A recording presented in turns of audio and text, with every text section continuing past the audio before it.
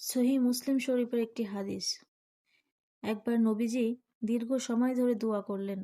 তারপর সাহাবীদের দিকে ফিরে বললেন, আমি আমার রবের কাছে 3টি জিনিস চেয়েছি। তিনি আমাকে 2টো দিয়েছিলেন, বাকি একটি দেননি। আমি আমার রবের কাছে দোয়া করেছি আমার উম্মতকে যেন দুর্ভিক্ষ দিয়ে ধ্বংস না করেন। তিনি আমার দোয়া কবুল করেছেন। আমি আমার রবের কাছে দোয়া করেছি আমার উম্মতকে বন্যায় ডুবিয়ে যেন ধ্বংস না করেন। তিনি আমার এ দোয়াটিও কবুল করেছেন। আমি আমার রবের কাছে আরও দোয়া করলাম আমার উম্মত যেন নিজেরা ঝগড়া বিবাদ, মারামারি ও খুনোখুনিতে না জড়ায়। তিনি আমার এ দোয়াটিও কবুল করেননি। নবীজির এ দোয়া আল্লাহ রব্বুল আলামিন কবুল না করার কারণ তিনি আমাদেরকে পরীক্ষা করতে চান।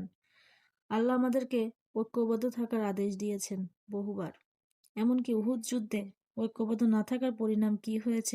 ওই যুদ্ধে 70 জন সাহাবী শহীদ হয়েছিলেন।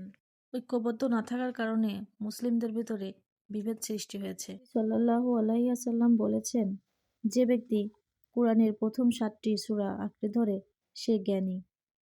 সুবহানাল্লাহ।